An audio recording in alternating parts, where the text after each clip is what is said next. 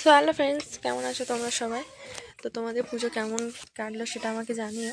আমি পরে পরে ব্লগগুলো শেয়ার করছি, কারণ আমি তখন টাইম পাইনি। তো সকালবেলা বিজয়া দশমীর দিন লুচি আর সাদা আলুর তরকারি করেছিলাম। তো অনেক লুচি হয়ে গেছিলো, ওগুলো লাস্ট ফিনিশিং টাচ হচ্ছে। তো সাদা আলুর তরকারি আর লুচি করব। আর হচ্ছে আমার কাকিমা একটু চাউমিন দিয়েছিলো, তো সেই চাউমিনটা খাবো সবাই মিলেই।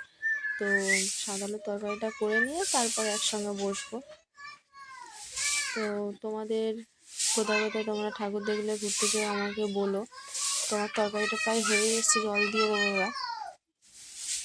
তো চলো এবার খেয়ে নিই। আর লুচি তরকারি আমি এগুলো গুছিয়ে নিলাম, গুছিয়ে নিয়ে আর খেয়ে নেবো এবার।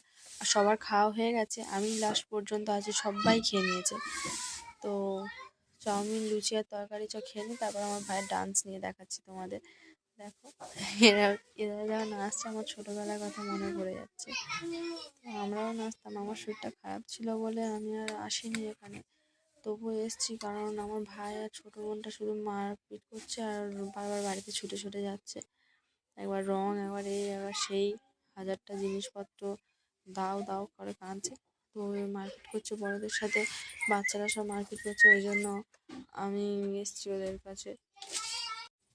তো ওখানে যে আরেকজন জামা খুলে সে দাঁড়িয়ে নাচছে, ওটা হচ্ছে আমার ভাইয়ের সঙ্গে একসঙ্গে ওরা পড়ে, ওরা একই স্কুলে নয়, তো একসঙ্গে পড়ে দুজনে, দুটো বাচ্চা।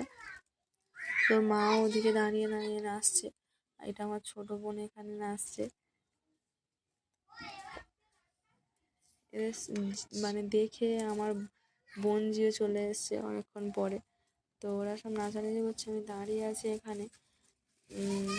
ওরা নাচা হয়ে গেলে আমি বারবার বলছি চল চলে যাবে, এবার বিসর্জন হয়ে যাবে একটু পরে। ও বিসর্জন পুরো হবে, ঠাকুর পুরো ফেলবে জলে, তারপর ওরা যাবে, তার আগে কেউ যাবে না।